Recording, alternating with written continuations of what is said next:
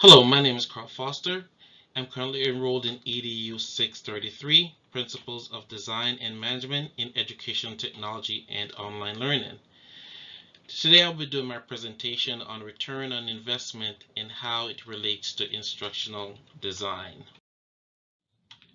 So let's get into it. What is return on investment? Well, according to Razmir and Dempsey 2017, the ultimate criterion of accountability is return on investment. Within the context of assessing technology-assisted living, it addresses questions related to every dollar invested in technology-assisted learning and how much money was returned once the investment was covered. There are 5 steps of ROI to ensure meaningful use.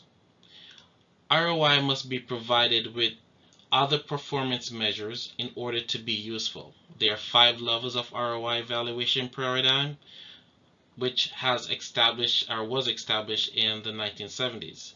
The framework contains 5 stages of assessments used to categorize results for all sorts of programs and initiatives. These 5 results are as follows: Level 1, reaction; Level 2, learning; Level 3, behavior; Level 4, results; and Level 5, return on investments. The 5 steps of ROI, Level 1 and 2. Level 1, reaction. Participants' reaction to the program and plans for action is reflected in the reaction and planned action data. So learning outcomes may be gauged by looking at how students react to an e-learning program just after they have completed it. A feedback survey should be included in the e-learning lesson in order to elicit candid response, because you want them to be honest about what they're given in the moment and in the time. For rapid feedback from students on their e-learning experiences, use rating or scale surveys, then select questions that provide you with quantifiable data. So you want to make sure those data are real and you can really assess those based off what they're giving to you as tangible, as qualifiable, and as something that is true and genuine.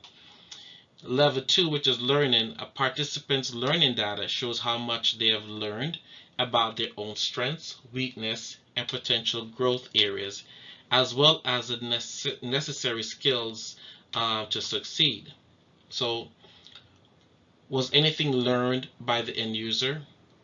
All models are designed to educate learners about a subject, such as compliance or sales, and then give them the opportunity to put what they have learned into practice, which is knowledge tests such should be created throughout the program, such as true and false questions or prompts to input definitions or answer brief questions to evaluate if learners have achieved their training or objectives. So as you're going through the process, as they're learning, you would give little tests in between just so that student you can see where they are, if they understand it, what they're learning at the time. So give you some data as to what they're learning and if what they're learning is effective and their understanding. Level 3, behavior. Application and implementation statistics are used to measure the extent to which professionals use the new information and skills they learned in the learning program. So it's a good idea to track changes in real behavior after assessing students' knowledge, like checking in 30 to 60 or even 90 days after training has taken place will help determine how well the lesson learned in the classroom has been implemented. A good way to do this is to make surveys or get feedback from students, especially when it comes to the things that can be measured. So we see their behavior, how they've changed, if it took any effect or did anything change for them, so they're able to really benefit from the program. Level 4, results. People who work in businesses look at data about how much knowledge and skills learned during a learning experience can help to improve a project. So a comprehensive cost and impact analysis should be done after all e-learning evaluations have been done. User feedback matrix should show real competence in how learners' behavior has changed after e-learning. This should allow the comparing of costs and benefits of learning. And the last step in the ROI is level 5. Level 5 is the actual return on investment. It looks at how much money the impact measure add up to when they're converted to dollars. Then it compares that to the full cost of the program. So at the commencement of the project or program, the process of capturing the business effect and establishing the ROI begins. Due to time constraints, evaluations are sometimes only given significant attention after the project has already been completed. So some designers and developers argue that investment in technology-based learning should be funded on the belief that they will make a difference since technology is necessary.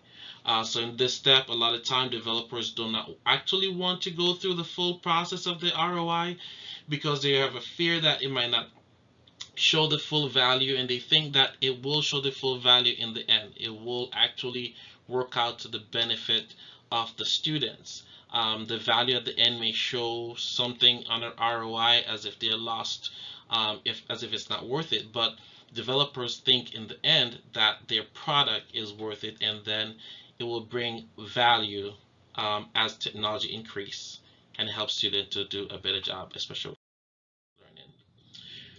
So return on investment as it applies to instructional design. Erasmus and Dempsey again, 2017, states management and other people in charge of allocating funds want to make sure that educational technology investments are linked to the bottom line. The rate at which technology is being developed and money is being spent is growing at an exponential rate. Therefore, it is because executives want to know if their money is being well spent and is value what they expected. Instructional designers must answer these and other questions like them if they want to show how new technology can help students learn and the effects it has on the educational institutions. What is ROI investment formula? So, the term return on investment refers to the amount of money we anticipate earning in excess of the cost of the learning experience. The more money invested means more opportunities for us to learn. The formula is as follows. ROI equals profit divided by investment times 100. Rasmussen Dempsey in 2017 again said ROI percentage is the result of program benefits minus program costs divided by program costs times 100. And in so doing, they're able to come up with a number or a figure at the end to show how the program has been beneficial, or whether or not the program was beneficial. So, in conclusion, it's quite impossible to come up with a specific ROI figure. Instead, assessments such as Kirkpatrick's training evaluation model is used to determine whether learning investment was beneficial.